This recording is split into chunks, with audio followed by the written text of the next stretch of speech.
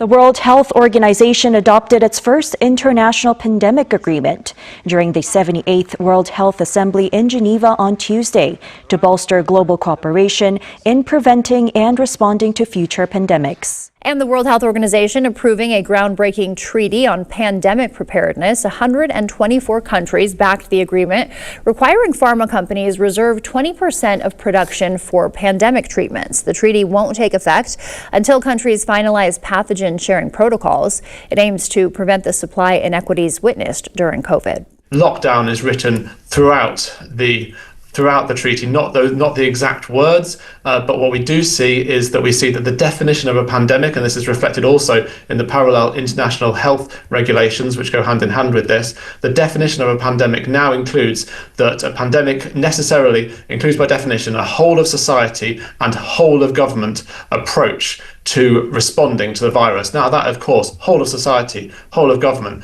that is exactly what we saw in the pandemic. That's no accident, and that is code for lockdowns and everything that we saw during COVID. And that's now written into the definition of a pandemic which the Director General of the World Health Organization has the sole discretion to call, and more than that, to call not just when there's a disease that's actually causing illness and hospitalizations and death, but just when he thinks that there is a risk of one in his sole discretion and opinion. So we now have really, and that's all written into this treaty, into the international health regulations that go with it. So we've really seen a ramping up of the powers of the World Health Organization.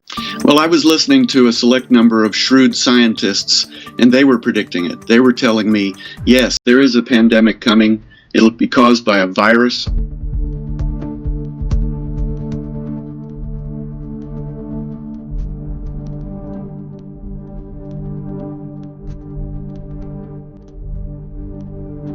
A virus coming out of a wild animal. What kind of a wild animal? Well, possibly a primate or a bat.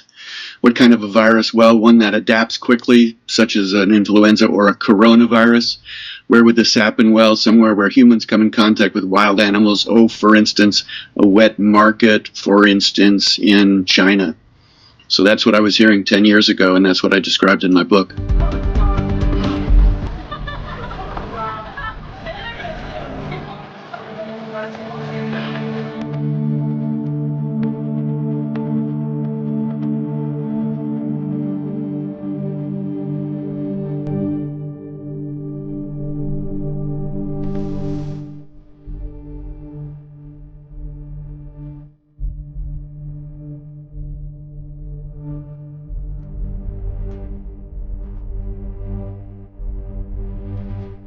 The scientists certainly knew this was coming. The public health people knew this was coming. They were alerting the political leaders. Political leaders, I think, in some countries, such as yours and such as mine, and maybe a few others, just did not want to spend the money or the political capital to be prepared. It would cost X billions of dollars to be prepared, and you don't want to spend that. If you're a cynical politician, you don't want to spend that and then not have the pandemic happen during your term of office. And I think that essentially that is why they failed us so miserably in this situation. The agreement outlines measures to enhance surveillance and ensure equitable access to vaccines and treatments following the uncoordinated global response to COVID-19. 124 countries voted in favor, while 11 abstained. The accord was touted as a gift to the world by the WHO Director General. Notably, the United States did not participate in the treaty, having withdrawn from the WHO under the Trump administration, criticizing the body as moribund. How vulnerable are we in the event of another pandemic, and how effective will this new agreement be? Well, we live in a time of immense vulnerability to diseases. The next pandemic could happen anytime. Due to population growth, the global flow of people and goods, the destruction of ecosystem, and global warming. I welcome the adoption of this agreement. Many countries with different interests and challenges all had to come together and put in great effort to make this agreement happen. But this is the only first step toward improving our global pandemic response. Ratification could take a very long time, and even once it's implemented, it's not a silver bullet. The report contains one resolution to adopt the WHO Pandemic Agreement entitled Draft Resolution on the WHO Pandemic Agreement. Is the Assembly ready to adopt this resolution?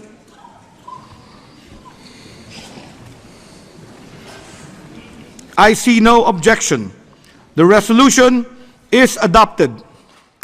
Probably words you don't want to remember. Lockdown, social distancing, quarantine. Those concepts weren't widely understood 5 years ago when the world was hit by the coronavirus pandemic. COVID-19 killed around 7 million people worldwide. Well, fast forward to the present day, and one thing is clear. Preparing for the next global outbreak is vital. That's what the World Health Organization is doing. Member states have formally adopted the first global pandemic agreement. The legally binding pact is expected to enhance the world's collective ability to prevent and respond to future events. It outlines principles and tools to ensure equitable access to vaccines, treatment, and diagnostics during health emergencies. The agreement aims to bolster international coordination, but it also reaffirms national sovereignty. The WHO has clarified that it can't impose domestic policies like lockdowns or mandatory vaccinations. Critics warn it gives the WHO too much sway over UK decisions, even though the treaty doesn't allow it to enforce any measures. Will Jones, editor of The Daily Sceptic, is with us afternoon to you, Will, and it's on that point, really. I mean, I think it'd be fair to say the WHO have got form in, shall we say, disappointing us during a pandemic.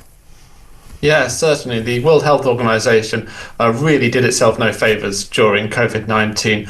It was fanatical about lockdowns from the get-go. It sent a delegation infamously to Wuhan in February 2020, just as things were getting going, when only China had locked down, looked at Wuhan's lockdown, came back singing the praises of China's response and recommending that lockdown, that appalling reaction to the virus, over the top, extreme reaction done in that totalitarian country, and recommending it to the whole world as the correct and proper response to this new virus. And it only got worse from there. And so we see this continued fanaticism about lockdowns. Then it recommended masks, famously changed its opinion on that as the public opinion changed with no new scientific evidence, completely altered, and started telling everyone to wear masks. And then, of course, it brought in the recommendations for rushed experimental vaccines with the mandates for those as well, and continued to recommend school closures throughout the pandemic, decimating education across the world, and with lasting implications that we're continuing to live with. So we have a lockdown fanatical World Health Organization. Now we have this new treaty that's been signed by the UK, by Starmer, yet again signing away the UK sovereignty to this international body that is now being empowered to recommend lockdowns and all of these things that we thought and hoped that we were not going to see again from COVID, seeing them institutionalized and put onto this international treaty footing in this new pandemic treaty. Last night, you approved it. 124 member states voted in favor and none against. And today, we celebrate. Today, you have sent a loud message that multilateralism not only works, but is the only way to find shared solutions to shared threats. Let's not understate what you have achieved. You have made the world a safer place. I repeat, a safer place. It will not infringe on national sovereignty in any way, nor give the WHO Secretariat power to impose mask or vaccine mandate or lockdowns.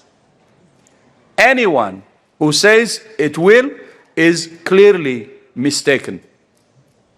You, the member states, have made that very clear in the text of the agreement itself. Your adoption this morning of the WHO pandemic agreement will rank among the most significant achievements in the history of this organization and of global health.